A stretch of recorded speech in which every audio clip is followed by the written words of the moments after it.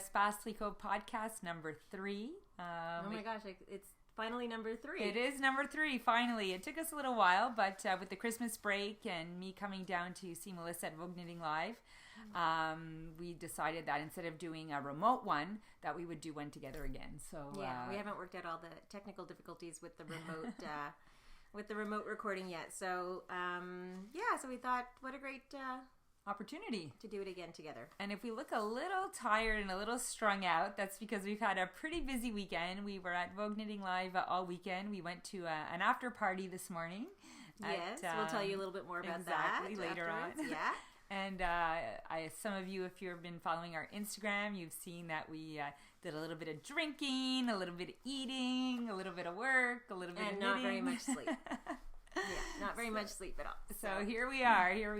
So we have lots to cover because it has been, I think, maybe almost a month since our last 3 weeks. podcast. At least. No, I think more than that, actually.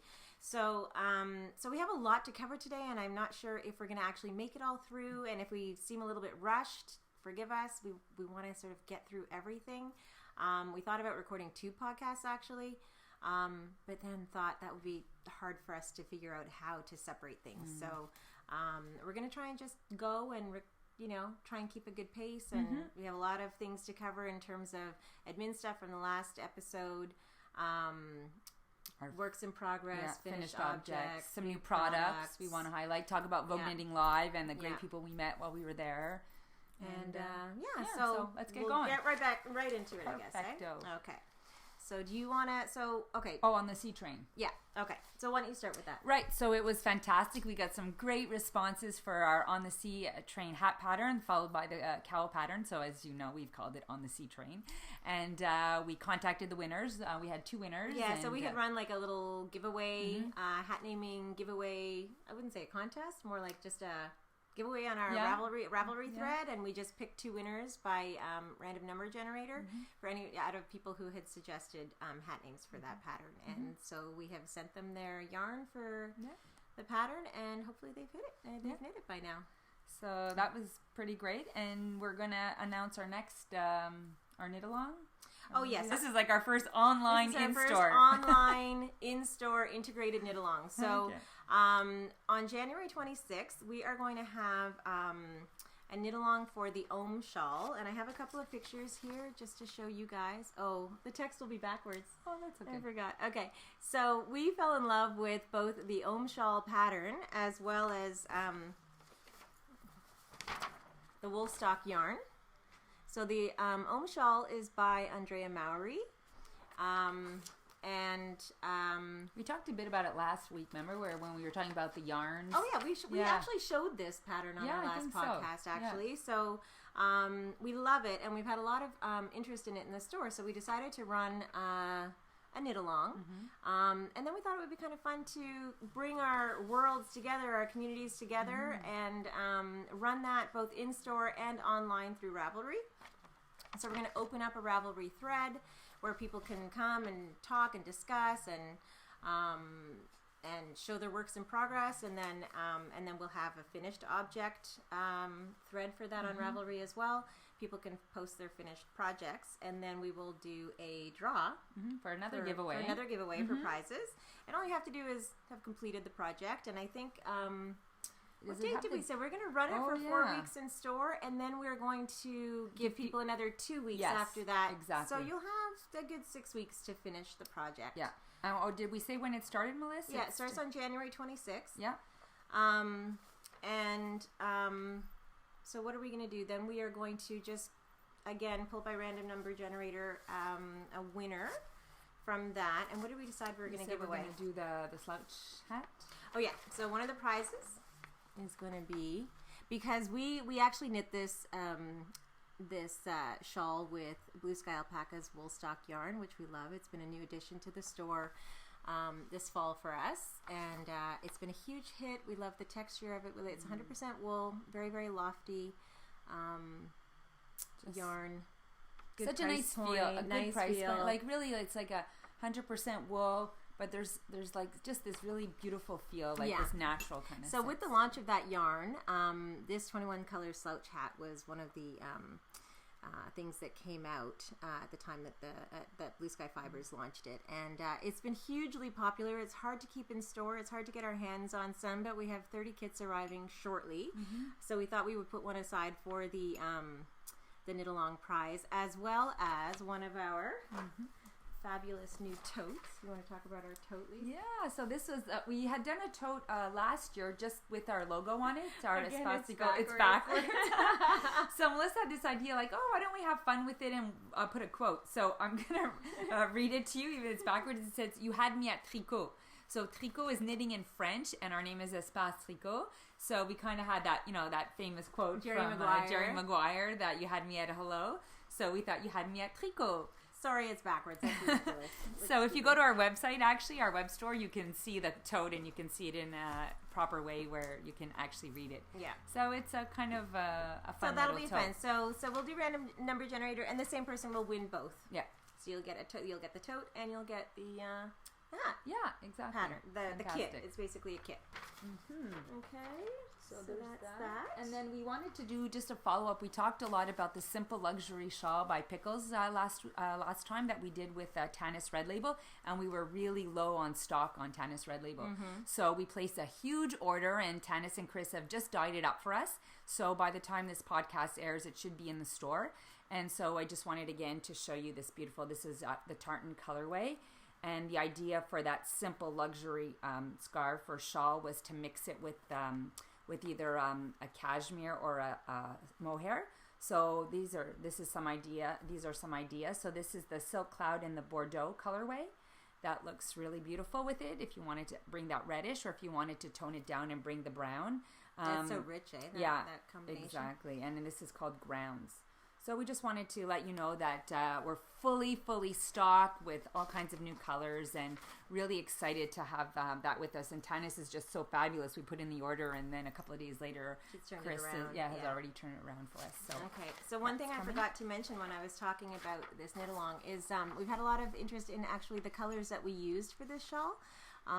So the project is up on our Ravelry page, but I'll just let you know here that we used four colors, 6 skeins of Storm Cloud, 2 skeins of Cast Iron, 2 skeins of Grey Harbor, and 2 skeins of Golden Meadow, and that is in the Woolstock yarn from Blue Sky Alpacas, and those are 50 gram skeins. They do have some of their colors that come in 150 gram skeins, but we used all the 50 gram skeins for that. Okay, so that's that. So that's great. So we're put things away. Exactly. We're all set up and have everything spread out so we can easily access what we're looking for. So finished objects, Miss Melissa, and your socks. It's so funny because I was saying to Melissa, our big joke at first was like, the second sock syndrome, where she'd make one sock or one mitt.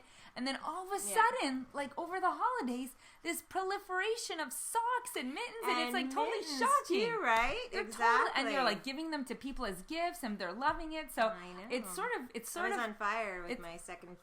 Vanishing my second sock syndrome. But it's really neat because we've known each other like intensely. So we've known each other for a short period, but for very intense. We spend a lot of time together.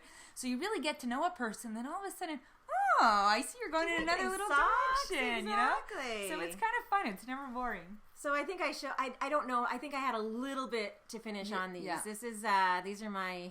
God, I'm so happy with these. This is the Scrumptious Pearl yarn in the Pretty Young Thing colorway. So they're completely finished. I forgot my sock blockers to make them look especially pretty on the podcast. But I got this finished before Christmas, and then I cast on another on the Christmas Eve cast on that Danny runs from Little Bobbin's Knits, and that's sort of taken off, and everyone in the world cast on socks on Christmas Eve.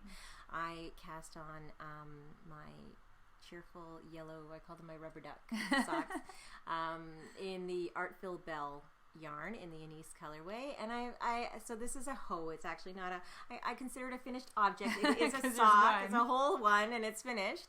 But I I'm about to cast on the other one, but I actually fell down and cast on another sock, which I'll talk about a little bit later. But those ones I finished over. Yeah, and over the holidays. Over the holidays, yeah. And it's just fun, for people, like, I guess we have a little bit of a reputation now of being very neutral knitters and our grays and things like that. But that's one really fun way to get color. If you're scared of color, but you want color, wear it on your feet. Wear it on your feet, and you can, like, hide them in your boots or take them out and look down and be happy. Exactly. So it's kind of like this internal happiness that you're wearing color, but if it scares you to put it out there, it's a way to get it in. It's ridiculous. I know it's ridiculous, but anyways, it is what it is. We are who we are. Exactly. So, so what do you have? Oh yeah, so I have my Vertices Unite, which I put on our Instagram. Yeah. And it's so funny because I saw Stephen West we saw Stephen West at Vogue Knitting Live, and I'm like, oh Stephen, I'm wearing my Vertices Unite, and it's all in one color. He goes, I know, I saw it. He's like fabulous. Yeah, he's on all social media. Exactly. He's checking out everything. So he'd seen it before we saw him. Yeah. So that was kind of fun. So. So I have my Vertices Unite, and I have to say it's in the Woolfolk, which I've spoken about before, and it is just cozy and luscious, and I don't want to take it off. That pattern is just so. Okay, can you see? Yeah, I think that's good. So, I mean, the architecture of this pattern is incredible, and I think that it's obviously something that's clear when you're knitting with colors, and you have a different color in each section. But I don't know. I think it's an entirely different feeling, but it's all about. Just seeing how that shawl is conceived is incredible. It is, and it's this is a navy blue border, so I did the gray in the in the Woolfolk far, and then I added the I-cord. I toyed with just doing it all in gray, but then I'm like, oh, come on, Lisa, do a little bit of color. Break out, go navy. Go. Well, it's so funny because someone on Instagram suggested that I do highlighter or some crazy color. They asked you if you'd done that. Yeah. I'm like, no. That would be what our boy Stephen would do. Yeah, exactly. So I kept it. One thing that I hesitated is because over here when you do the I-cord, you can see the color. So sometimes, during the day, everything flips around, and I don't put everything back properly. So I worried about seeing that, but then I'm like, oh, just give it up. You'd be perfect all the time. Exactly. You don't want to look perfect. And I just wanted to talk about a tool that I used on this project, which are fabulous, and it came out, I guess, just a couple of years ago. And it's these circular stitch holders by Clover. So there are two sizes. There's a short one and a long one. The long one is 24 to 36 inches, and the short one is 16 to, I believe, 24. Yeah. And they're right here.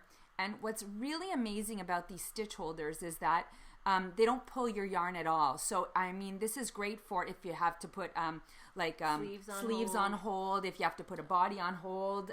For this shawl, because of the way you pick up, there are some sections that you have to put on hold. And they're not, like, you don't have these, like, big needles sticking out. So you don't have to put stuff on waste yarn and then try and get back on needles. Exactly. And it's a thin needle, so it's really easy to just then put back on your needle. So I want to say that this. You show them how that it fits. Oh yeah, thanks, Melissa. So you basically thread like you would do waste yarn, and then you just put this in. And at first I was worried because there's no like a stopper, and I said it's going to fall out, but it's never fallen out, and I use them all the time. Yeah, I use them all the time. So I have to say it's a fabulous product, and I'm really happy that Clover created this rather than using. Around for quite some time. Well, right? not when we first opened, Maybe. But I don't know if it's 2 years or 3 years. No, you think it's more than that? Yeah. Anyways, but we love them. So it's really good. So I just wanted to mention these little Clover stitch holders, and I use that for this. And then another little thing, since I'm on the Stephen West pattern, is that I have my book. And what happened was I had sold I wanted to take a copy from the store, and then it sold. So when I got there were no copies left. And Melissa's like, oh, just buy one at Vogue Knitting Live. So I bought one, and then we saw Stephen. And the extra added bonus was? Well, Stephen was there, so he signed my book. So he wrote, Lisa, keep on knitting kitten. Keep on knitting kitten. So that was pretty cute. And it's nice because Stephen came to our shop, so it was really nice. We had a little connection with him and a little chat. So just wanted to talk about that. Okay, where are you at, Melissa? So I actually realized that I have a couple of things that I forgot to bring with me. So I think I'll show this, and then maybe we'll pause, and I'll go and get those. Okay, perfect. And, so over the holidays as well, I cast on and knit my Pussy Hat project, which I will be wearing proudly at the March in Washington next Saturday. I used the Pussy Hat Project pattern that came out. I know there are loads of them on the internet right now, and I'm forgetting the designer of this particular one. I did change it, and I included my notes on our Instagram page. But what I did was the way the original pattern is written is it's knit flat. So you start with your rib, you knit a stockinette section, then you finish with the rib, and then you seam here and here. And I guess that's really just, to get as many people knitting these hats as possible in as simple a way as possible. But I, obviously prefer knitting in the round. So I removed 4 stitches from the original cast on, which was 100. So it was like cast on 50, move it, and then, cast off. So I cast on 96 stitches. I worked on a 4.5 millimeter needle, and I did my I think it was 4.5 inches maybe of the rib, and then I continued to 9 inches in stockinette. So I started on 4.5. I changed to 5 millimeter needles, and then what I did was a Kitchener stitch. I Kitchener stitched the top, so I would have an invisible seam. But a 3 needle bind off would work just as well. It's really, you don't see the top of the hat when you're wearing it. And also what I did, because I'm all about the halo. I'm all about. So I did Tanis Fiber Arts Green Label in Orchid. I don't know if you can see. And I stranded it with Shibui Silk Cloud in Raspberry, because I'm not just going to wear this hat one time. So there we go. That's totally cute. So cute. And the color is much more vibrant in person. Yeah. It's like so cute. Totally cute. So I will wear that proudly at the march. Mm-hmm. Okay, we're back. So I'm going to talk about my next finished object. So this is the blanket again that we've posted on social media. It's the Seafaring Scarf pattern by Pearl Soho. And I turned it into a blanket. So all the specs are up on our Instagram feed. It's basically, I cast on 111. I think we also blogged it. Yeah, I think it's been out there. It's 111 stitches. I did a 10 millimeter needle, and I used 22 balls of Drops Cloud in the wheat colorway. And I gave the finished dimensions, and the dimensions that I gave are actually small. This is a queen size bed, but I gave the dimensions unblocked. Like I just put it on my floor and measured it, so you'd have an idea. But it's one of those patterns that's going to stretch. So I actually was able to stretch it onto my bed. And I can't tell you, it is the most cozy, luscious blanket. And it's so light. Yeah, that's what's so special about that cloud yarn, I think. So it's just fabulous. So I finally finished that. And it's a quick knit if you actually just knit it and stick to it. Did you talk about the Drops Cloud yarn at all and the composition? And yeah, I think last time we talked about it. So I just didn't want to go over too much. But I just wanted to say that it's done and it's beautiful and it's being used. And we're cozying up to it on the couch. Okay. Super. So that's great. Okay, so I did quite a bit of gift knitting, very small projects over the holidays. And I did 3 things for my son. One of them was this big easy hat. We've knit this a million times. Oh my goodness. A million times. How many gifts we've given to people, and we've knitted in so many different yarns. We've done worsted and we've done Aran. Yeah, it's a great slouchy hat. You want to put it on? Yeah, sure. I forget who designed that. I'll look it up on Ravelry as you you're talk. Modeling it, I'll look it up. And what's great about this pattern is it's unisex. Mm-hmm. So young, old, boys, girls, women, men, everybody. Like it's really a nice. And also, some people want to make it more of a slouch. So we just say you knit more before you start the decreases, and then some people want to fold it over and have like a small beanie. So it's really, really adaptable. So what I will say about this hat is that we've knit it so many times, and over time, I don't know if it's because my son pulls on the brim, whatever, it stretches out. So there's 2 sizes to the pattern. One you cast on 84 stitches, one you cast on 88 stitches. So what I did was, on this one, is I cast on 84. It's a worsted weight yarn. But I knit the dimensions. It's a paid pattern, so I won't say too much about it. But I knit the dimensions, like the lengths, for the large hat. Oh, okay. So that's what that is. Yeah, I pretty much do the small hat for most people, like you said. Do you? Yeah. Yeah? Yeah. Okay, because I've always done the large. And I guess, too, it depends what yarn you use, right? Yeah. Because if it's a superwash, the superwash is going to stretch. So, okay, I'm sorry. Keep talking, Lise. Okay, you want me to talk? Okay. Well, no, you're on your little roll here. Why don't you let me find the pattern? About the hat? My goodness. No, you go. You keep going. I'm going to do the search because it's your project. Okay. So. Okay, so you talk about that. Yeah. Okay, so the other thing that I knit for Tristan are the Big Merino mitts. So he's 12 years old now and his hands are bigger than mine. So I just knit this straight up, pattern straight up, then just adjust. I just knit them to the same size that I would knit for myself actually. This is Tosh Chunky in the Grove colorway. I think it's different. The color is much different in person, okay, at least compared to what I'm seeing. What's her name? Vivian Aubrey. Vivian Aubrey is the designer of the Big Easy hat. It's a beautiful, simple, and not expensive. It's $3. $3 for the pattern? US. Really? Yeah. So this is our pattern. They're called the Big Merino mitts, and this is done with the Tosh Chunky yarn. Very, very, very simple mitten pattern. That's another pattern that you can do with different yarns as well. There's quite a lot. Yeah, anything that's like a, I would say an Aran, chunky, not a chunky, but like a heavy worsted Aran. And then the next thing was the bandana cowl, which is a super popular Pearl Soho pattern, and I did that in worsted weight. Again, Madeline Tosh yarn, vintage. And so he wears these all together, and he loves them. Loves them. And I have to say, I find that again, these are all unisex patterns. Yeah. And what just depends on your colors. Exactly. And what I find is a lot of guys like the bandana cowl as well. It's easy to wear. It's easy to wear. There's not a lot of bulk. It just kind of sits there. They don't have to fiddle with it. Pull on, pull off. Yeah, and even just people who don't like to fiddle. So I think it's one of those nice it just patterns. fills up that little V in your coat. Yeah, exactly.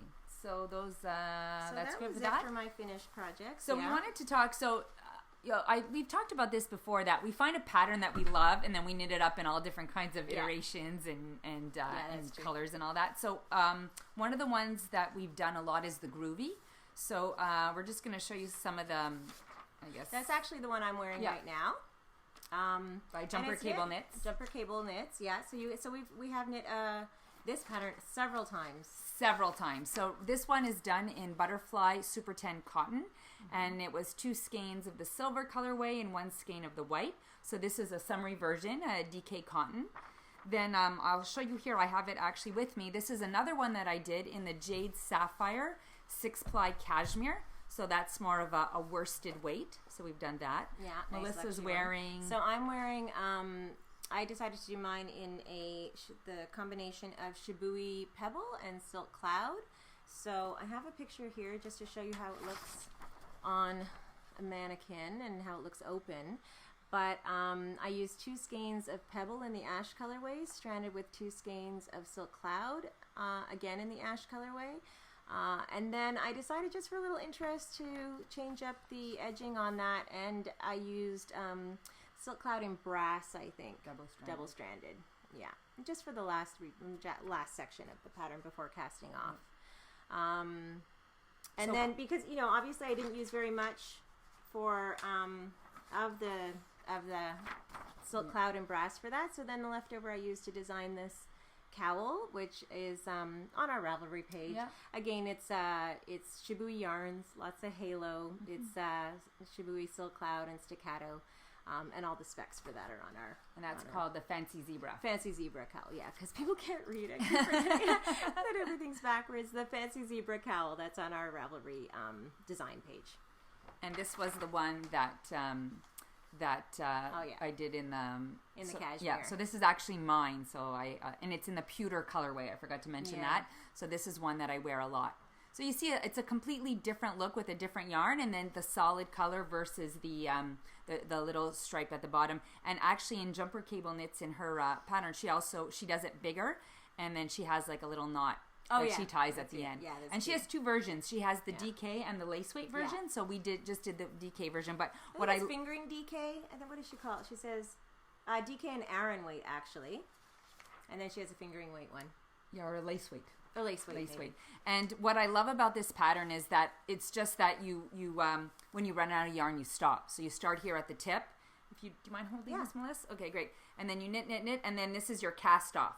So you go long as wide as you want. Exactly. And then sometimes, like, I don't even finish the full section if I want to maximize my yarn. So I go until I have no more yarn left. So sometimes this last bit curls a little bit. It's not a full section. Doesn't matter. No, exactly. It really doesn't matter. And this is the latest one we did in the Zauberball. It's just a regular Zauberball lace, right? Yes, exactly. Or the Zauberball fingering, I think. Is it?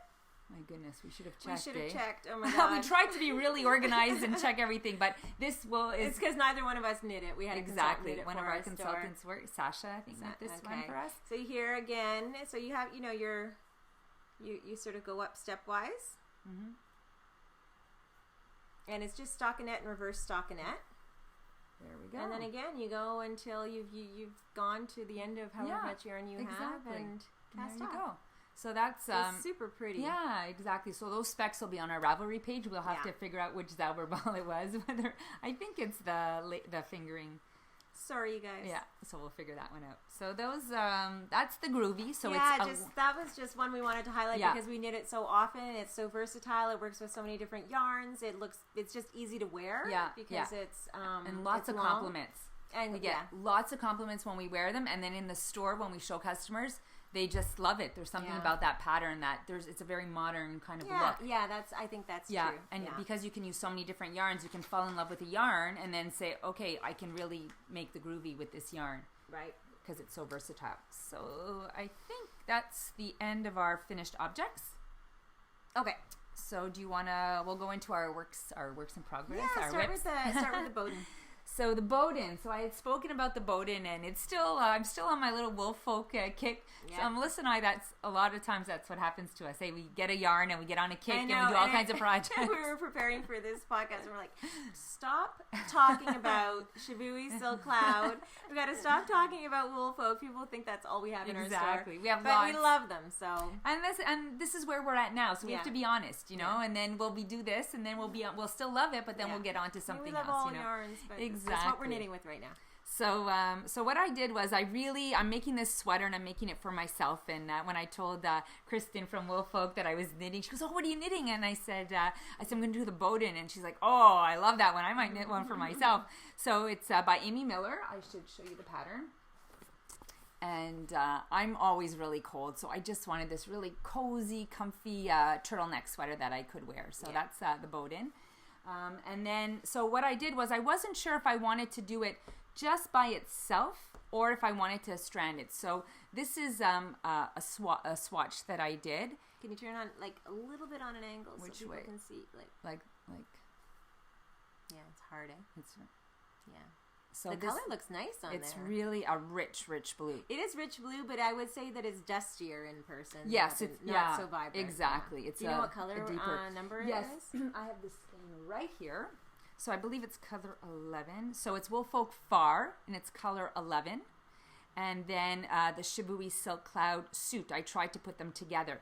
So I did a swatch as well, where I put them together. So you get a little marled look with that one. Exactly. So I wasn't sure if I'm like, oh, it might be too hot with the Silk Cloud. Because the gauge is 18, so I wasn't sure if the Wool Folk would work at the 18 gauge. So Melissa and I had a little session. I brought my little swatches. I did 2 needle sizes with the Silk Cloud and 2 needle sizes without. Yeah. So we decided that I'm going to go with just the Wool Folk Far for this one. I think for this one because we think it'll be too heavy with the Silk Cloud, and it really doesn't need. A halo. No, exactly. Exactly. It's so beautiful and cozy as it is. And then I had that expense. Yeah, exactly, exactly. And I'm going to use a needle size a 6mm. Yeah. Because I am a tight knitter. So what does the pattern call for? It calls for, I believe, a 5mm, which is a US 8. To get an 18 stitch gauge. But what always happens to me also is I did my swatch flat, but it's knit in the round. Now, we know that there's ways to do swatches in the round. Yeah, you can do, there are techniques for just doing, it's almost like you do a flat swatch, but you're carrying lengths of yarn across the back. And so you're only ever knitting your swatch, and then you just cut those strands off, cut them at the end, and then you lay your swatch flat. So you've got a gauge that is approximating what you would get if you were knitting in the round with your needles, but you don't have to do a whole swatch in the round. Exactly. Right. So there's that way that I contemplated, and then I just went to my same old. Maybe the next time I'll venture and do my swatch the other way. And so I'm always a little bit tighter when I go in the round, like most people, because you're just knitting and you're not purling.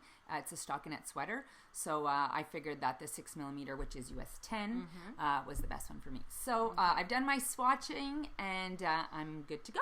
So I shall start that as soon as I get back. Okay. Okay, so what are you... I was like, I should really look down and see what I'm supposed to be presenting next so that I can sort of get ready. Yeah, I think I'll talk about the socks first. Okay. So as you guys know, I watch a lot of podcasts, and one of the ones that I watch occasionally is the Spicy Homemaker, and I forget her name. Ooh, maybe it'll come to me while I'm talking about it. Anyway, she had highlighted a couple of episodes ago. She was talking about how she really suffers from the second sock syndrome. And one of the things she was trying to do to combat that was to do something that she had just seen or just heard about called the Afterthought Everything socks. And what that means is, I mean, a lot of people do. I've been doing heel flap socks, but what a lot of people do is they will put some waste yarn in to mark where they're going to put their heel in. They'll go back and do their heel, and then you can also do that if you can put your stitches on hold or put some waste yarn in and go back and pick up your stitches and do your toes as well. So this pattern that she was talking about is called the Afterthought Everything Socks, and what it does is it has you knit your cuff, and then you knit down to where you're going to be inserting your heel, and then you put some waste yarn there, and then you just continue knitting your tube, and then you put some waste yarn where you're going to be starting your toes, and then you just continue on, put some waste yarn for where you're going to be inserting your second heel, the heel of your second sock, and then you continue on, and you just, because I'm all about knitting in the round, knitting tubes. I'm really, that's my happy place for relaxation knitting. And then you just come down here and you cast off your cuff. So when you're done, you're really almost finished a pair of socks. All you need to do is separate where you've got your waste yarn in for your toes, and basically you get your two socks, you pick up your stitches, you finish your toes, and then you go and insert your Afterthought heel where you have your waste yarn for your two heels. So I thought that was brilliant. I really liked that. That appealed to me a lot. So that's what I did. I cast on a new pair of socks. I know I still have to finish my yellow Artville Bell socks. You will. And I will. I will. I mean, I am a big fan. These ones fit me so well. I actually used a pattern that we have. It's an Espace Tricot pattern. Mona designed it for us, but it's a very simple vanilla sock pattern, and it's called Scrumptious Stripe Scrumptious Stripe sock pattern, so, I guess. Yeah. And it's originally designed for this particular yarn, but of course it works with anything. So that's what I'm using for those. But then I cast on, this is Scrumptious Pearl sock yarn as well in the Sail Away colorway. Come Sail Away, which I love. And so I cast on my Afterthought Everything socks last night, and I'm looking forward to trying that technique. I think it's brilliant. I am very looking forward to seeing You are not convinced. You're like, you and your socks, Melissa. I'm still in shock that she's knitting all these socks, to be honest. So, but I think it's fabulous because I think it's bringing something new. Yeah. And I think that's really good. And I should say, this is, if you're looking for this pattern, I know you can't read it. It's called Afterthought Everything Socks, and it's by Erica Kemp Broughton. You'll find it on Ravelry. It's $2 for the pattern. Buy it, you guys. I mean, somebody worked that all out and has made it available. Yeah. So if it intrigues you, go and pay the designer the $2. So Melissa, is it possible that the Spicy Homemaker's name Melissa? Yes. How could you have forgotten? Spicy Homemaker. She has a great podcast, you guys. Go and check her out. And a great name. Fabulous. Okay, so what am I going to talk about? Oh, my cloud shawl. Okay, so one of the... I mean, it's not really easy to see, but this is this is not knit. This is one of my favorite scarves to wear. It's just a square. I don't know, Melissa, does this make sense, me showing it like this? No? Oh, yeah, sort of. So it's basically a square. Imagine, okay, you guys can see the top corner of this. It's a square, It's a square. And so what I do, and it's got a fringe all around. So it's very, very thin. It's obviously machine knit. And it's wool. So what I do is I just obviously put it in a triangle. It's a 47-inch square. And I put it in a triangle, and then I just wear it as a triangle. So kind of hold it up against your neck there, just to show how That's ridiculous. Okay, maybe never mind. Or should I take this off? No, it's not worth it. Okay. So but it's thin enough that you can double it and wear it as a shawl. Yeah. So I had it in my head that I was going to design something that I could knit and put a fringe all around. So I hadn't really found the proper yarn yet for it. But then we started carrying the Anzula Cloud. And so I said, oh, yeah, I think that's going to be the perfect yarn for it. So basically, I'm in the middle of designing it. Yeah, so you weren't married to the gray. You were just married to the shape and the, and the fringe and the... And then the fact that I wanted to double it and be able to wear it. So I like the sun is getting a little bit... Yeah. Do you think we should stop it and just turn down? Yeah, so we're just going to try and adjust our lighting a bit. Okay, here we are. So, so I decided that I really liked the volume, but I didn't want heaviness. So you can see that I started in the center. So I started on DPNs. And basically, it's going to be a basic pattern where one row is, it's a mitered square. So one row is stockinette, and then the next row you increase on either side of the markers. And so what I'm going to do is I'm going to do a few colors. So I started with this Temperance by Anzula Cloud, which I don't know if you guys can see, but it'll get white. It's a glorious greeny, yellowy green, I would say. And I don't even have the names of these two colors. So, and then I'm going to go... I think I'm going to go this and darker, right? I don't know if we've decided yet. So Melissa's my my go-to person. I do like to end with the dark. With the darker. So I'll probably do that. So I'll do you probably remember go what with those that. colors are look, called? I don't even. It's been so long I've been working on this that I don't have the tags. But it's going to eventually be an Espace Tricot pattern. So it'll just be square within square within square, right? Exactly. So it's a bit like the baby blanket we just published. Yeah, we did in the Rowan Merino Silk DK. Right. And what is the pattern called? It's called something... Fair and Square. Fair and Square. Blanket pattern. And so this is going to be the yellow square, and then followed probably by this square, and then that square. And then I want to put a fringe all the way around. Really? Yeah. Melissa's not sure. No, I think the fringe would look fabulous, but I could not imagine going and painstakingly putting the fringe on every couple all of around. 47 inch. I'm going to do 47-inch square. Yeah. So that's a lot of fringe. Now, whether maybe one side. Maybe fringe two sides or one side or something. Yeah. Okay. Oh, that's what's great. It's like you just kind of go as you feel, and then maybe it'll be too much if I do it all putting around. On this fringe and it's going to be fringed on one side. Exactly, and then it'll be like a design element. It's like, oh yeah, it was meant to be that way. So what will I multicolor the fringe? Will I do one color? I don't know. So that's kind of what I'm working on now. I've been working on this for a long time.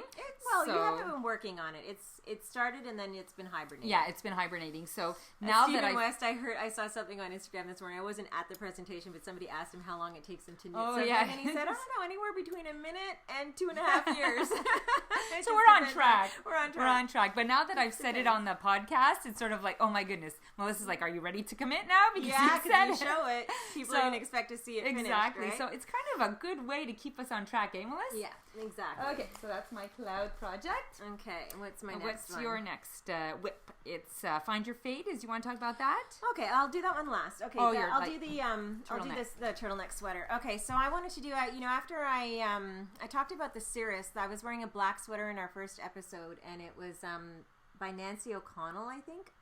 O'Connell. Lisa will tell me in a second. And it was called the Cirrus, and it was knit with Pebble and Silk Cloud, and I loved it. And I just love a very light sweater. It doesn't stretch out of shape, which I was a little bit concerned about in those two yarns. It really has maintained its shape and its size since I've knit it.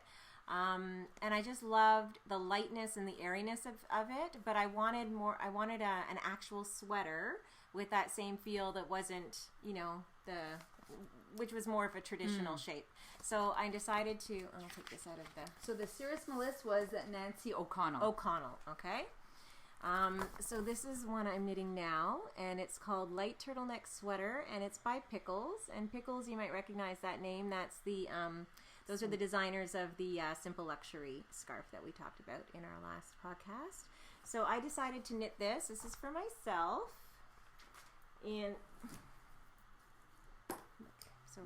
the colors. Oh, you can't see the color. It's not as beautiful on the. Oh, too bad. Yeah, it's like an olive. It's an olivey army green.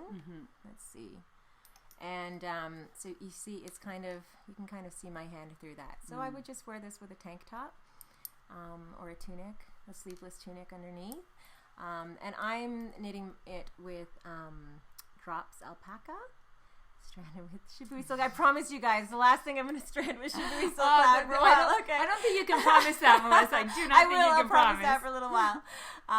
But I'm loving it. It is so light. It is such an easy pattern. You just, cast on your neck, knit for like 10 inches or something. And then it's just a simple raglan. And I showed you I think I will modify the pattern. Here's the picture, Melissa. Oh, thanks. I will modify the pattern somewhat. A ribbed waistline or bottom of a sweater is not a good look for me. I'm not crazy about that. So I may make this actually more of a cropped sweater, without a ribbed band at the bottom. But I like the length of the sleeves. Look how great and long and. Because a crop sweater is great for layering. Yeah, so you have a longer, I like layering like a longer tunic underneath and then throwing over, because the cirrus is short too. You know, it's not short, but you just layer it over like a long tank or long tunic or something. So that's good. So I think that's what I'll do. So stay tuned. Hopefully it's super quick. I just cast it on like a day or two before Vogue Knitting Live this weekend, and I'm sure we'll be done like motoring along. Yeah. It's great. Okay, so that's my my current sweater. Yeah. Okay, so I have another one. So this is a pattern that I can't even remember if it was this summer or last summer that I knit it. It's not on our Ravelry page, but it was last summer. Yeah. But for some reason we missed it. You might have started it the summer before. So you know what I did? You did? I did. You did. Remember? Yes, I remember now. Yes. Okay. Thank you for that. So as you can see, there are quite a few projects that I started in it, but I'm within the Stephen West time frame. Right. So I'm perfect. So we're going to put this up on our Ravelry project page. We did blog it, though. So this is the Attacca by Stephen West. Do you want to grab that? Yeah. And sorry, is that what you're waiting for? I'm just fixing my hair. So this is the Attacca, and it starts in this little corner here where it's just the gray. So you just started with the gray, and then you go on this whole pink is put on at the afterwards, end, right? Exactly. And then so it's knit this direction, you guys. Yeah. And then you go, and then it goes to here, and then this is the cast-off edge over here, and then you pick up, and I did the little pink at the end. So you pick up all the way along. Yeah, and this is a couple of rows. Yeah, I don't know. I think it's I think it's an I-cord, but it doesn't look. No, that doesn't look like. Yeah, I think. Yeah, it is, but I think it's because of the way you pick up. Unless you pick up and do one row, and then maybe. I don't know. I gotta see how you do your I-cords. Yeah, I have to go and check that out. So,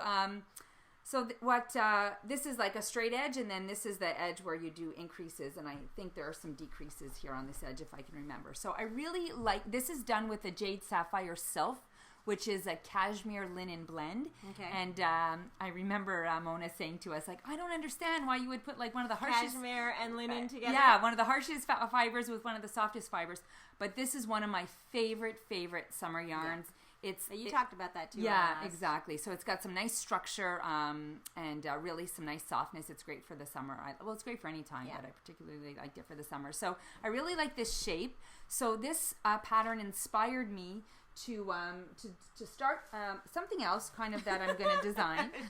Just keeps casting on. Exactly. Just go. Because my last visit, we mentioned that we were in Brooklyn, and we stopped at a cute little yarn shop called Woolen, and Rachel... Which just opened this last summer. Yeah, and Rachel is the owner, and she was very, very sweet. And this is a yarn that she carries from a local Brooklyn hand dyer. Molly makes. Molly Girl. Molly Girl. Yeah, Angela from Molly Girl. And so this is her label. And this is a custom colorway for Woolen. Yes. And it's called No Sleep Till Brooklyn. Isn't that good? And it's a beautiful color. It's like black and gray with a little bit of this like kind of magenta purple. It had my name all over it. I couldn't get enough of it. I grabbed 2 skeins. And what's really cool about this yarn actually is if you put a black light on it, it glows. Exactly. So it has that little touch. And we met Angela at Vogue Live this weekend. So that was really fabulous. So I'm kind of designing something in sort of the shape of the Attacca. I really like that shape. But it's in stockinette, and then I'll see if I might pick up something and be inspired by Vertices Unite and go in another direction, maybe put a fringe. So stay tuned for that. Hopefully that won't take me a year to finish. But I think you're motivated with that one because the yarn, because the color, I just love it. You want to wear it. You want to have it soon. So that's it. Now we do not carry Molly Girl yarn, but that's okay because we will look into it. Yeah, because and also we're knitters. We just we love to find different things that we don't know. And I wonder if she sells directly. Well, no, because that was done exclusively. This colorway was exactly. But she has tons of other colorways and yarns and stuff. So that's another thing that I'm working on.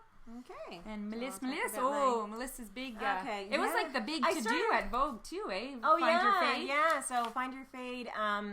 there was a big booth there with Stephen B was he was sharing a booth with Karen of Do You Knit, and Stephen West was hanging out at that booth, and Beata Jezik from Hedgehog Fibers was hanging out at that booth. So it was great to get to meet. It was fab. Meet her, and of course Andrea Mowry, who is the designer of the Find Your Fade shawl, was there as well, which was great, and she was wearing her fade shawl, so that was really fun. And of course there were loads of people shopping for their Hedgehog Fibers speckles.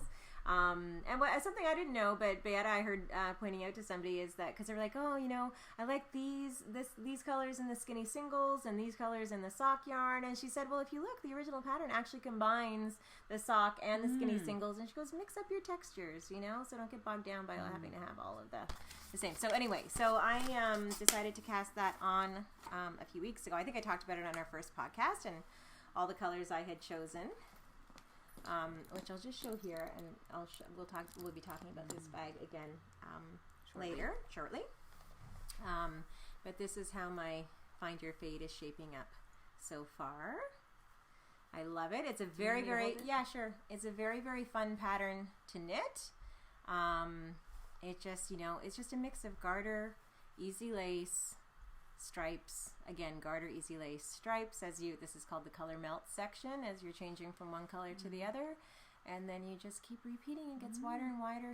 Just so easy, very relaxing, and really fun in terms of mixing up the stitch pattern. And today we're going to talk a little bit later on about the after party we were at this morning, and there were customers there looking to find their fade. Yeah, and they had all the speckles out, because it was at a yarn store. It was, and Beata was there as well, and Stephen West, and so Melissa was so the person had a whole bunch of hedgehog on the table. Yeah. So Melissa said, yeah, well, the idea is that you choose, well, you've done more of a solid, but for the speckles, because the person was trying to choose their speckles, she's like, oh, I don't know if it goes together. And so basically you were explaining to her about Andrea Mowry writes that in her pattern. It's really about just sort of, you start with a color and you kind of you pick a color in the first skein that you can pull out and have in your second skein, and again you're sort of building on whatever colors come before, which is so you find a connection in the yarn, which helps, because sometimes with speckles people aren't sure where to go,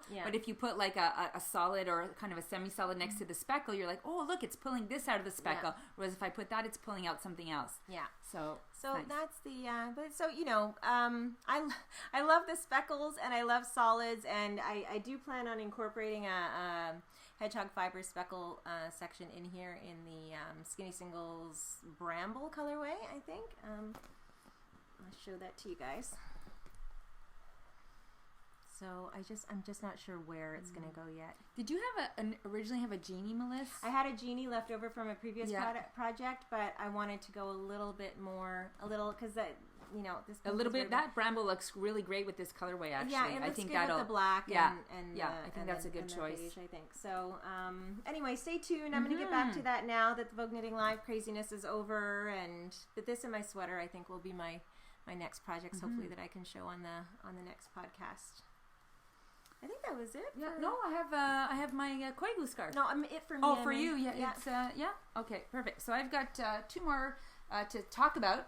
So again, here's my my little bag. I'll talk about it in a little bit. So Melissa and I, we're like a sucker for Koigu. We just go there and we're like so excited, and we carry a lot of Koigu. Yeah, and Tayu was there with her daughter, and we have such a nice relationship with her, and always chatting her up every time we see her. So she had this scarf, just a simple stockinette scarf. Well, she was launching this yarn. It's, of course, her beautiful hand-painted yarn. Look, you guys, that's so incredible. So her hand-painted yarn, but, traditionally she's done fingering and maybe some DK weight or sport weight done DK. In the crepe. But this is, she was launching at Vogue Knitting Live her Aran weight. We actually think it's more of a chunky weight, but she was launching the Aran weight. I think it was making its debut there, and she had this great scarf. Yes, and, it's like, it just rolls. It's that stockinette, it's all roll, but... I saw it laying down, nothing complicated, and then I put it around my neck. I'm like, oh my God. And I just like, this is it. I want it. And then Tayu's like, she just wants to walk right out of this booth wearing that scarf. What I said. And that's exactly what I was feeling. Will you sell it to her? And I had it on. I'm like, okay, really? You have to stop me because I might forget that I have it around my neck. So it's, and you know what? And then I'm like, oh, if I knit it, maybe I'll do garter or maybe I'll do a border. But I'm like, no, I tried it on. And you liked it just and I like liked that, it just right? like that. And it's like this casual kind of wrap it around your neck type. And it's like a great, beginner project as well. So she has these kits. So what she's done is she's done her sort of like mini skeins. She's divided them in half. Yeah, so the yarn comes in 100-gram skeins, but she's actually, to create the kit, 10 different colors, 50-gram skeins each. So I've knit, and I just actually started this yesterday. Last night? Yeah, so it's 10 colors, and you repeat those 10 colors four times. Yeah, in different widths. Exactly. Yeah. So now I'm already started, my second one started here, and I just started that last night. So it's such a quick knit. This will be done before my plane lands in Montreal tomorrow. So that's and we're going to be having the kits, right? Yeah, so we're ordering the kits for the store. Tayu is actually, unfortunately, she's going to get them to us right away, but she is going to be at the Needle Arts Trade Show in California next week, so she said she'd be able to get them to us the week after that. Because, as Melissa says, we love to have them tout sweet right now, tout sweet in French, but we have to be patient. So that's that. Now, another hilarious thing is that Melissa said, you should consider this a work in progress because it's going to be finished in 5 minutes. Oh, yes. Okay. So you want to talk about this? Yeah, no, you can talk about this because you're going to be knitting it. But well, we'll talk. So, we wound up at the Bagsmith booth, and I don't think we'd ever met Becca. No, we hadn't. Becca is the owner of the Bagsmith company, and I don't know, she just drew us in, and then we started talking to her. The more we talked to her, the more we just really liked her. Yeah. It's amazing how so much of this world is really about relationships. Yeah. And you can love a yarn, but then you can see a yarn and you go, oh, I don't see how that's different than another yarn. And then you develop a relationship with the person who produces it. And then you get to talk to them about it and they tell you the story. Yeah. And then it evolves. Yeah. So it was, we've always kind of seen this yarn, and we're always intrigued. She created the, is it called the drop and roll? The blocking mat? The block and roll. Block and roll. Drop and roll. That's like a fire safety thing. I know, stop, drop, and roll. Stop, block, and roll. Anyway, so we've carried that off and on, but I think now we've committed. We're going to which is really basically great because it's a huge thing. Blocking mat that she created that you can iron on, that you can pin on, you can measure on. So we're going to be stocking those. Yeah, so we've ordered those at the show, but she also created, so she started with her merino. Yeah. So it's this big bump yarn, and she started with the merino that comes in neutrals and other colors. But then we kind of like fondled this beautiful blanket on her rack, and it was alpaca. Yeah. And she said, so it's an alpaca merino blend. It's 70% alpaca, 30% merino. Yeah. It only comes in neutrals, so made our hearts sing. So there are 4 neutrals. Colors of the alpaca, right? Exactly, colors of the alpaca. And there was just something really beautiful about the texture and the drape. She had a big blanket knit up with it. So. And our big concern with this yarn is the pilling. We've experienced different big yarns, and there's a lot of pilling. And so basically she said, it's not that it's going to pill, but this one has more of a twist. Yeah. So it's not as prone to pilling as some she of says the other it more roving type. But she says after every show I give it a little cut. She takes her little scissors and she trims some of the fluff. And we saw how it blooms, I would say, right? Exactly. But it doesn't pill as much. So we're going to give that a try. And I have, this is basically 25 millimeter US 50 needles. So I already have at home circulars. 24 inches long, 2 feet long. And you can cast on the whole blanket on there. Yeah. And we don't know what the dimensions of the blanket, 48 by 60 or something like that? Yeah, around, she said almost 60, like 55. So two bumps. Will make the blanket. Till make one big blanket, yeah. So I have the circulars, which, obviously for me, it's my preferred way to knit, but I'm a tight knitter. So what happens is that with this, you really need to be loose. You really need to be airy. And so I tested these at the booth, and I was sitting on the chair, and I think it's going to make me knit more loosely. Yeah, and I think too what's interesting is because you're a tight knitter, I don't know if you guys have ever seen yarns this size on a cord, but what happens is as you're bringing your yarn your stitches that are sitting on the cord and you're trying to push them up onto the needle, if you're tight, it just becomes like a bit of a production, exactly. right? Whereas I think you'll be able to knit more smoothly. Because if you're a loose knitter, it's no problem they just at all. slide on. I mean, we have the Chowgu needles in this size. Yeah, they work super well. Time. Yeah, but I'm like I'm not just tight. I'm like tight. So these are hopefully going to help her. Yeah, and we ordered some for the store as well. And anybody else who has that problem. They just fit in the suitcase diagonal. Yeah. Like just and I was toying with the idea of knitting it, and then because it's really 5 hours. It's about 5 hours it'll take me to knit. Yeah.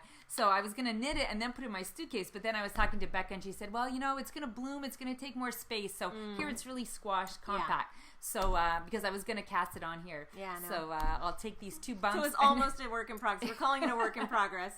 It'll be done by the next podcast. Yeah. So that was good. Okay, voila. So I think c'est tout. Okay, sorry you guys, we're just looking at our notes. Yep. So I think we're good with that. Works in progress are done. You're all done. All right. Oh, no, peach. Oh, no. Oh, actually, we didn't talk about this. Oh, yeah. Well, okay. I guess that's finished. That's a finished object, right? Well, it was finished. It was finished from our very first podcast, actually. And we had it actually here in person, and we showed it. But just wanted to let those of you who didn't know that we've actually finally got it, the pattern posted and it's to Ravelry. being translated into French. Yeah, it's being translated into French as well French now. Customers. But it's finally up on Ravelry. And it seems to be getting some attention. Yeah, which is did you want to talk about the sizing, Liz? Well, yeah. So this is on a size 7 mannequin, I guess. But I would say the sizes we have are small, medium, large, extra large. So it's small, medium / large, extra large, and then 2XL / 3XL. And so we would say that if you're up to about 38-inch bust, you're good with a small medium.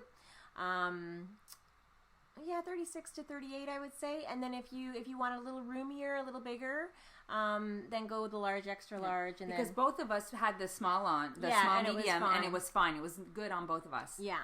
So, but I'm a 37-inch bust, I think. So I think if you were, I would want the next size. Oh yeah, you would.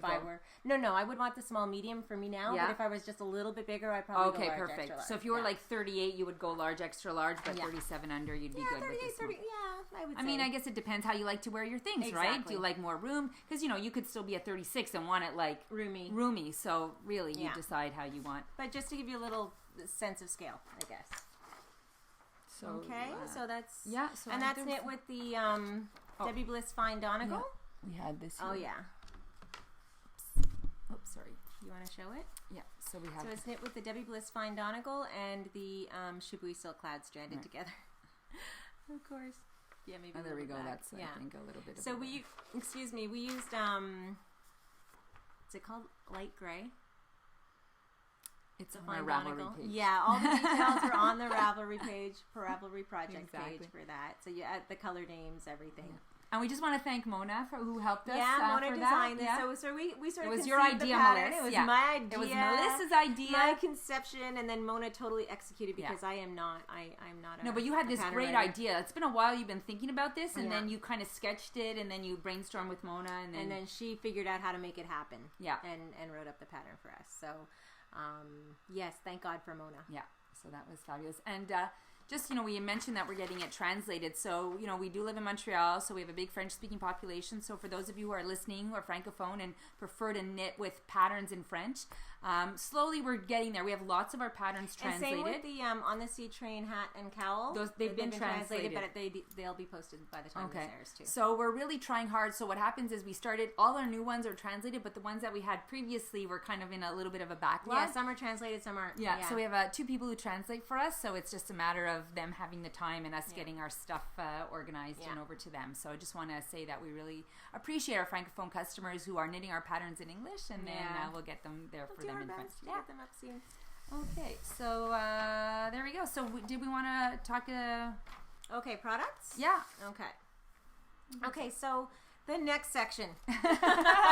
We're like teachers. We have our lesson plan with our sections and our headings. So next section of our the needles. Or? So we're going to be talking about a few products that are new or coming soon, new in store.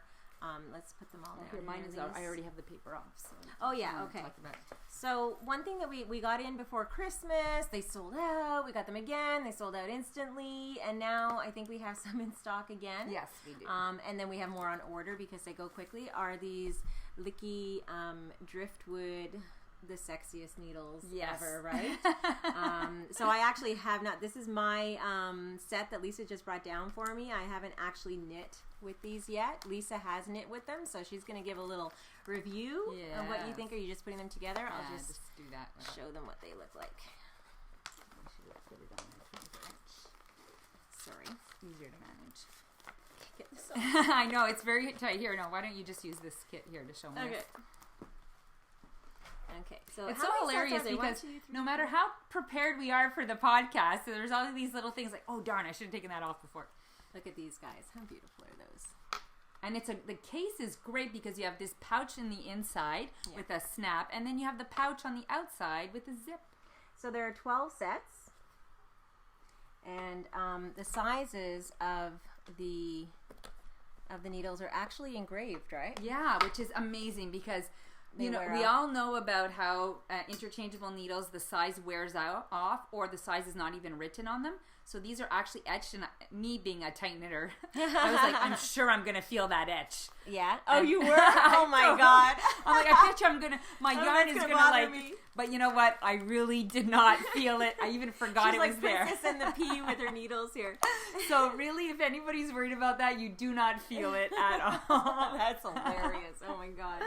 So so like Melissa said, they're super sexy. So it's like so nice. And also at first I was wondering, is it going to bother me? Because the grain is a little bit different. Like some are lighter, some are darker. And even within the same pair, you have like a lighter and a darker. But I got over that quickly and said that's not a problem. So they basically screw on, and then there's a little key. So for those of you who know Knitter's Pride or Knit Picks, it's kind of the same idea. You put the key in and to twist it. And the joint is like super smooth. The needles are wood, but there's a little bit of a slickness. Like they're not like they have a little bit of a slippiness. The point is like an average. It's a great point. Like it's not. I use Addies mostly, so Addies are a little bit more blunt. It's sharper than Addy, so it's good. It's maybe probably like a higher tip. I would say that it's kind of like that. So the cord is it's flexible.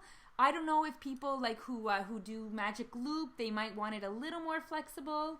What do you think? Yeah, I'm probably a little bit more flexible for magic. I mean, I this wouldn't bother me magic looping, but some people are very sensitive to having a very, very flexible cord for magic looping, and this might be a little stiff. Okay, for me this is the perfect. I don't magic loop, but this is the perfect structure for me. Okay. It feels to me a little bit like the Addy. If you're working in the round, actually working in the round, it holds its shape well. It's maybe a bit stiffer than Addy, I would say. Definitely. It's a bit stiffer than Addy, but I don't mind it. It's not uncomfortable for me.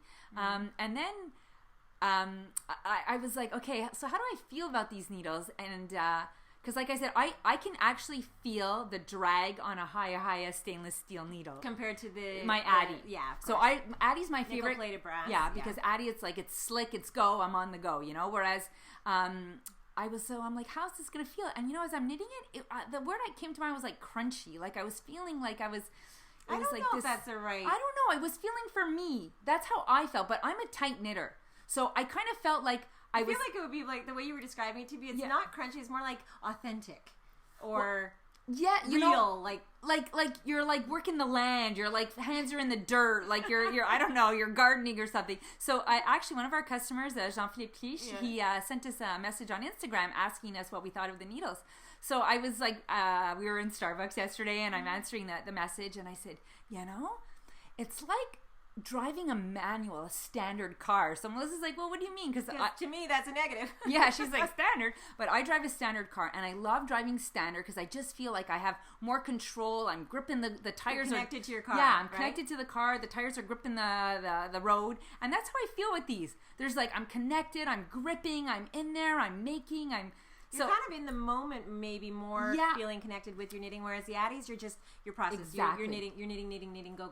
Exactly. The Addy, I'm just like, go, my mind can wander, whereas this, I was really feel like I was in the moment. So, I mean, this seems very like, like out there, or like some kind of like huge life assessment of the needles, but that was my experience. And knitting is a product and it's a process, right? Yeah. So sometimes you knit for product, sometimes you knit for process, and so I really appreciated the needles for that. Yeah, I think I'm going to enjoy these actually, especially, so, I knit, Addies are kind of my needles of choice, my go-to needles as well, but what I'm finding is with mohair, especially if I'm knitting mohair on its own, I tend to use bamboo. Because metal needles, especially if they're heavy, the nickel-plated brass of the Addies tend to be a little bit heavier, so they might just slide right out. So I find that, when you're knitting with wood, it's a little grippier, and they're lighter, so that doesn't happen as much. But also, what I like about this is that they're still very, very smooth. Yeah, they're very smooth. Don't misunderstand. Yeah. They that sort of, what you're talking about of sort of being in the moment. Maybe there's more drag than with an Addie, of course, but it's really, it's still a very smooth. And I'm a pretty tight knitter, so the fact that you, loose knitter might find these super slick, exactly. Right? So that's why needles are so personal, and so you just need to try them in different projects. But I mean, but you guys, they're totally sexy. How sexy are those? I don't think I've had another sexier needle. Okay, let's put those away now. Okay, we're moving on. Okay, back again. Okay, so this little needle nook. Okay, yeah, go ahead. Yeah, so I don't know if hold it a little closer. They can. Oh, backwards. It's called the Needle Nook. So we discovered this last year actually at Vogue Knitting Live. We ran into the gentleman who makes these. His name is Dave. And he just got his patent for it, so he was super excited. He emailed us a couple of weeks ago. We just picked up another delivery from him this year at Vogue Knitting Live. Friday, I guess. And it comes in 3 sizes: 6-inch, 7-inch, and 8-inch. So we don't even have any DPNs to show you. But basically, what this is when you're in the middle of knitting a sock. You can put your DPNs here and your socks hang out, and then you close it. So some people might have... Imagine your sock is on a needle. Yeah, and then you put all your DPNs. So when you're traveling or when you're just your project is resting, all your DPNs are here, so you don't have to worry about losing them, or if you have bamboo ones, especially breaking them, and it just kind of rests in there. Now, we used to carry some that were cardboard tubes. Yeah. But these are just so nice, and they're handcrafted by Dave, so it's really special. And the magnet is fantastic. Yeah, it's really strong, and it's just such a beautiful product. Yeah. Handmade, really nice, and really super quality, and great service. So we were one of Dave's first stores. Yeah, I think he was selling them sort of individually at Vogue Knitting. I keep wanting to say TNNA. Yeah, but Vogue Knitting Live last year, and so we said, and he's like, oh, I'm not sure if I can. He wasn't originally planning to wholesale them, I think. Yeah, I think he made them for his wife. His wife was like... at a store? Or I don't know, she worked at a store or was asking him if he could make something like this for her, and we just fell in love with it. So, like we said, he has 3 sizes, but we carry the 6-inch and the 8-inch because we don't really have 7-inch needles. Yeah. So that's what we do. So anyways, that's a great product, and we just picked up a new batch. Yeah. And they are on our website. Yeah. They're on our website. So there was the needle nook we wanted to talk about. Okay, what about the wrist ruler? Oh yeah, the wrist ruler here. So you want to talk about that? So the wrist ruler is something. Where did we first see this? Like Melissa's fantastic at like finding the coolest products out there. So I don't know where you saw it, but you found it. I think it was. It was a designer who Instagrammed it because she had seen it somewhere. Okay, and it's this incredible leather. Ruler essentially, and it has measurements in centimeters and inches. And this is dark brown. So I was able to find the company that made these and ordered them. Well, now how long have we had them in the store? Since the summer, I think. Yeah, I think so. We've placed like 3 or 4 orders maybe. I think this is our 4th order. But we love them. I love them. This is the 16-inch size. It slides onto my wrist no problem with a little bit of extra room. And it's great for knitters because how often are you out and you're like knitting away on your cuff and you need to be like 3 inches from cast on, or your hat before you do your decreases 5 inches from cast on, change to stockinette, change your needles and change and change to stockinette. And now I can't find the hat or the cowl or the Anyway, it's just great. It's a great thing to be able to measure your knitting on the now fly. Not just your knitting, because I was shopping for a little side table. So I took it off my wrist and I'm like measuring the side table, you know. And it was funny because when they came in, because it comes in 3 sizes: 15-inch, 16-inch, and 17-inch. Actually, I think you can get it even bigger because I got colors. one for my husband. Oh, did you? Yeah. So we stocked the 18-inch or something. Yeah, I just got it for him. So some of the numbers were smudged on the back, and I'm like, oh, Françoise, how am I going to know what size they are? Let's go get a ruler to measure them. And then she's like, Lisa, and then she shows me the end. I'm like, oh yeah, it finishes at 17 inches. So that was so it's 16 inches, and then it allows you, like, it gives you an extra half inch for the clasp. So it comes in those 2 colors. Yeah, they're fantastic. And in those at least 3 sizes that we carry anyway. We carry the 15, 16, and 17 inch. Great. You're a knitter, a crocheter, crafter of any kind, I think will find these useful. Yeah, and you know, it's kind of fun. You see this a lot, these people they look super cool. People who design tools for knitting, but they're jewelry. Yeah. You know, you have like the pendant with a yarn cutter, or you have stitch markers also that go on a necklace. So it's kind of fun when your knitting tools can also be part of your jewelry. Yeah, you have all that with you all the time, and it comes in a cutest little tin. And this is like, it's a nice little tin, and you can if you don't want to keep the sticker, you know, peel it off and use it for stitch markers or whatever, all your other knitting tools. Perfect. The beaucoup, Melissa. Okay, so I think we're low on these at the moment, but we have placed a huge order, and it should be in by the time hopefully this podcast is up. But if it's not, they will be in store really. And every time new products come in, Melissa blogs them, so you don't have to. If you're on our blog or you're subscribed not every to our time blog, anymore. I have to say, like, you're pretty good. You're or pretty at good. least Instagram or Facebook or it'll be on our social media. So if you're subscribed to our Instagram or to our blog, when new products come in, Melissa, you're pretty good at putting things up. So beaucoup. Okay, go ahead. So we placed an order with Aruna for some more beaucoup products, and I was leaving on Friday morning to come see Melissa.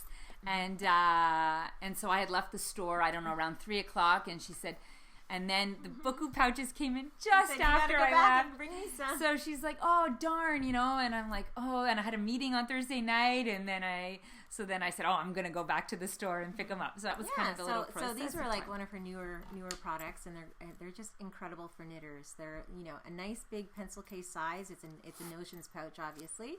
And what's nice is it gives you those 2 sections. Mm-hmm. Okay, you have your ruler, your scissors, your bigger, your stitch, your bigger, like a gauge ruler. I want to say stitch holders, all that kind of thing. Your calculator if you need one. Yeah, little notebook too. You can put like a field if you use field notes. Your pen, whatever. Pens, all that kind of stuff there. And then your smaller things in this section. A little crochet hook or stitch markers, stitch fixers. You organize your pouch however you want it, but I just like the way that this is organized into the 2. And at first I'm like, oh, maybe it's a little bit too long, but Melissa said, you know how many times you need to have your extra set of needles because you have to switch needle sizes, or you need your DPNs for like finishing your hat or whatever. And so that's what's great about this is that it's big enough to hold your notions, but you can also throw in your needles. Your any size DPN, or you can do your circular. So it's really practical for that. So we have them in. These are the three of the fabrics that we. And this have. And this one too. In these ones. Yeah, we have them in those. So we have these in these fabrics as well. So those will be posted very soon on our website. Hopefully they'll be posted by the time. Exactly. I know, because we're filming a few days ahead, so everything will get started. And then here we have these cute little pouches. So if somebody just wants a smaller pouch that's a little bit, more discreet, or they don't have as many things to carry. Mm-hmm. And then we also got her box totes. Oh yes, a whole brand new shipment. We showed those on a couple of on our first episode. Yeah, I think so. So those are fabulous. The box totes, so those are back in stock, which are great because we love those. So there we go for beaucoup. Okay, our last thing we wanted to talk about was our invisible bag. Oh, okay. So, we're huge fans of Hedgehog fibers. We carry the skinny singles. We carry the Hedgehog sock yarn. And then we saw that she had come out with these fabulous bags called the Invisible Bag, and also a triangular pouch. It's called the Prism Pouch, and they kind of refer to it as the unicorn of Notions pouches. And we I don't know, why did we had to. We wanted them instantly. Yeah, but then we weren't sure. You know, it's hard. You never know what's going to sell. But exactly. then when we saw them yesterday at the Do You Knit booth at Vogue Knitting Live, we couldn't resist. I know, it's funny because I saw Melissa got hers first. She got hers on Thursday. Saturday. What am I saying? Thursday. It's a Saturday. And then I went back on Sunday and there were only 2 left. So I just took it. I threw my yarn in there. I put it over my shoulder. I'm like, Karen, I'm just taking it for a test drive. So I'm like walking around her booth, and then Beata came in, and Karen looked at Beata and said, she's taking it for a test drive. So it was really, I don't know. There's something like just. It's a very, very nice.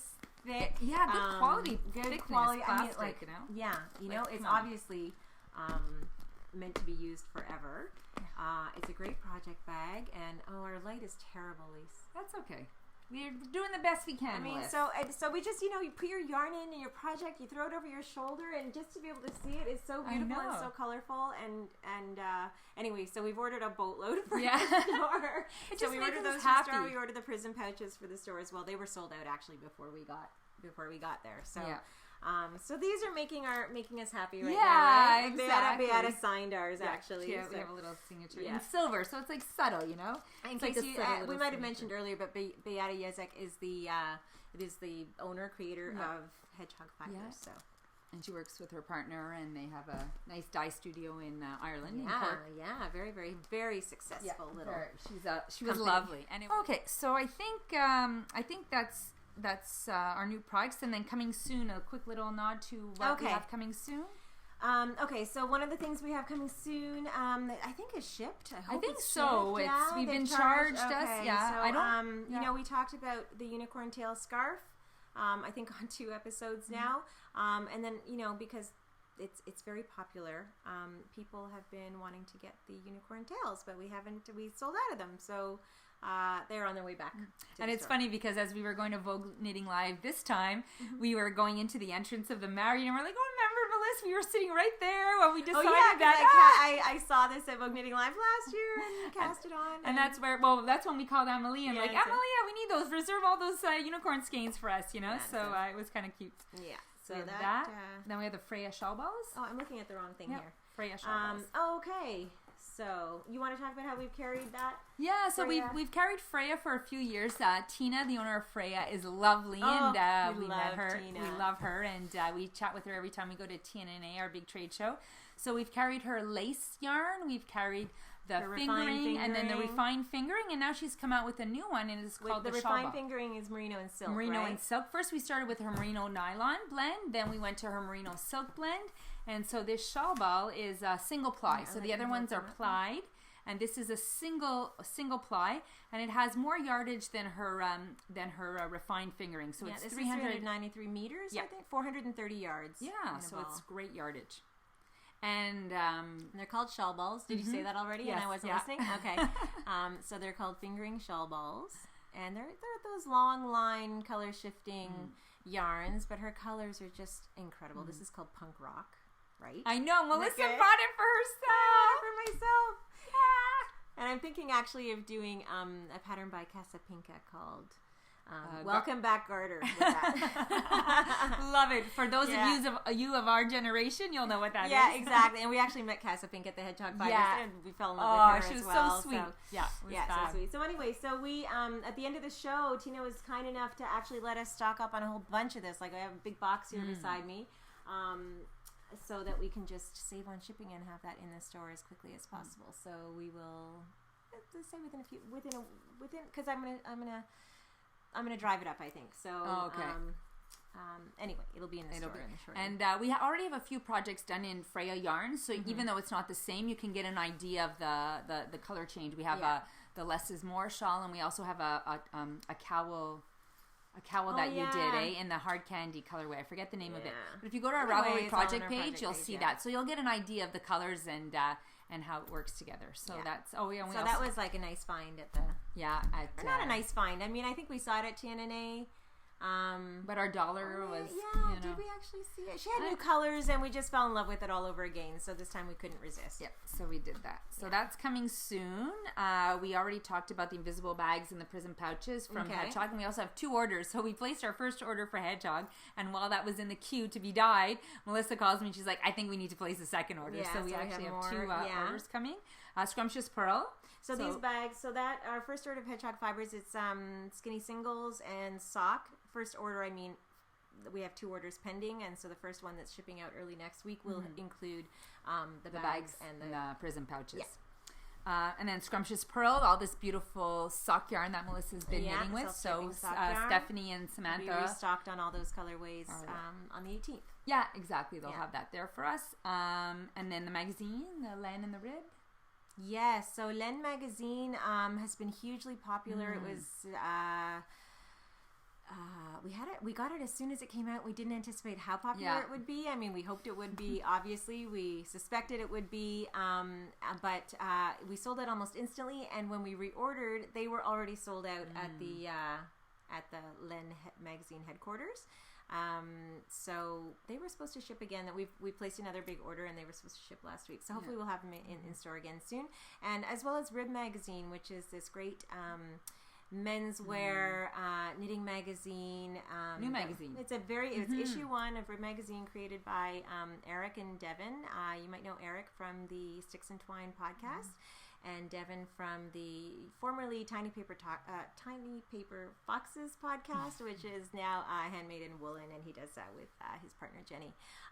2 excellent podcasts. But Devin and Eric are the creators of Rib magazine. Some fantastic patterns in there, and there are so many people waiting for that magazine to arrive in store. So hopefully we'll have that soon. Yeah, and we met Eric at Vogue Knitting Live, and he was so excited. He was taking all these classes and getting into sequence knitting and telling us all about it. So it was really fun for us to meet all these podcasters and people we'll talk a little bit about because we met quite a few of our of our inspirations out there, right? Our podcasting inspirations, and it was nice to connect with him. And our scarf gifts we talked about, Bagsmith, Red Label, all that stuff. So we just have the big announcement. We have a very big announcement. Do you want to say anything? No, okay, here's a hint. Here's a hint. Loft yarn, and I think Melissa, you should do the honors. We have been wanting to have Brooklyn tweed. Since Brooklyn tweed existed. Since Brooklyn tweed existed, we've been wanting to carry Brooklyn tweed in our store, and obviously we've loved it because we bought it at other stores. Yes, and knit with it in our personal collection. Yeah, this is the Loft. Lisa knit the Smooth Move wrap by Stephen West. Stephen West in the Loft, and we're really happy to report that we have Brooklyn tweed soon to be. It's winging its way to us now. We placed our order last week, and we will have within the next week, hopefully. Yeah, I think so. We'll have Shelter, Loft, and Arbor. The new. Yeah, because for us, when we place our orders, because we're in Canada and if yarns come from the States, we never know how long border processing times will be. So sometimes we get it really quickly, and other times it just takes a while for the border to process it. So sometimes it's a week, sometimes it's 2 weeks, sometimes it's 3 weeks. Yeah. So we're not too sure, but it is on its way. We're thrilled. We can't wait to start knitting all the things Brooklyn tweed. Just beautiful patterns. So many sweaters we're looking forward to knitting. I mean, it's just a lovely, and I mean, I don't know what to say about this other than it's just an incredibly beautiful woolen spun. At least the Shelter and the Loft are a beautiful woolen spun, 100% wool. Columbia Targhee wool yarn. Yeah. And the Arbor is different. The Arbor is the DK weight, and it is actually a worsted spun yarn, from what I understand. So it has a different feeling entirely from the Shelter and the Loft, but have not knit with it yet, but looking forward to it. So this is the Loft. You want to show the Smooth Move, please? So here we go. So this one also has an I-cord edging that I did in beautiful black. Oh, look at that, in gray. That's another, just like the Woolfolk one that you're wearing. This is funny because I was knitting this actually when Stephen came to our store. Oh yeah. And I was knitting this one, and I was a little bit embarrassed, I have to say, because you were doing it in gray again. Although his is in gray as well. Yes, but he has a red I-cord. Oh yeah. But you know. Okay. So anyways, that's that. But anyway, so we're very excited about that, and of course we will be blogging the hell out of that when it arrives. So I think that's it for coming soon. Sorry, you guys are looking down here. Talk a bit about our Vogue. Yeah, like just in general. Yeah, I mean the Vogue Knitting. So much. The Vogue Knitting event is. It's only our second year going, but I don't know. I think we enjoyed it even more this year, right? I mean, it was great to go last year. It was our first time. It's just such a great vibe because it's, you know, we go to the trade shows. We go to the Needle Arts trade show where we do a lot of our ordering in June, but that's obviously just a trade show, so you don't get that feeling of connecting with the knitters and that as well, right? The designers are at the trade show too often, but you know, we are store owners, but we're also shoppers. We're knitters. We shop other people's stores. We buy yarn that we don't carry in store. Yeah. So to be out there and seeing what's out there and becoming inspired and feeling, you know, people's excitement, I think is a really nice. It is. You know, enhanced. Experience. It is because TNA is much more the industry, you know. So it's whereas Vogue is, like you said, everything. And also, what's nice about Vogue is that they have artists. You know, doing things, installation art using wool and fibers and all that. So we took a whole bunch of beautiful pictures on our blog, and it's so there's a whole different vibe and a whole different excitement when we go to Vogue. So it was really nice. And you know, last year maybe we were a little bit more low key and just, you know, the two of us. And this year we kind of were more social. You wouldn't know it, but we're actually kind of introverted. So we're kind of shy. And so when we got there, this year it was a little bit fun because a couple of people recognized us from our podcast, or we were just like, we're like, oh, wow. You know, it was very exciting. Yeah. So we were, but much then more you know, social. And then of course, you know, I saw, you know, all the podcasters that I watch. So Eric of Sticks Plus Twine, so had to arrange to meet with him, which was great. And as Katie, we were talking with him, then Katie came by. Katie of Inside Number 23, because they're very good friends. So I got to meet her as well. So I'm a big fan of her podcast as well. And we met Chelsea and Sue from the Legacy Knits podcast. Which is totally enjoyable. And they also have, they've become hand dyers as well. So they have a yarn line. And in addition to podcasters, of course, we met up with some of our favorite designers and new to us designers as well. So Antonia Shankland, who you guys know I'm a big fan of in terms of her design work. So we met up with her. It was lovely. It's always nice to see her. Actually, she sort of makes us feel good too. Yeah, and she's complimentary. Exactly. And she's European, so you know, I have an Italian background, and Melissa, you have the German connection. So. Yeah, so she's lovely. And then we met Casa Pinka, who some of you might know from the loop shawl, which is a very popular pattern on Ravelry. And like I said, you know, her welcome back garter shawl or wrap is something I'm considering for the Freya shawl ball. And she was yarn. So fun to talk to. It was so fun. And we kept running into each other. And then we're like sitting. We're at a booth and we're like looking at yarn, and then we oh hey, it's you, you know. So it was really cute to see that. And she and I seem to, we have like you know, young sons, 10, 12-year-old sons who are into Rubik's cubing, and so she and I are leading, have led some parallel lives in that way, and going to Rubik's Cube competitions and that kind of thing. So it was fun to chat with her. Yeah.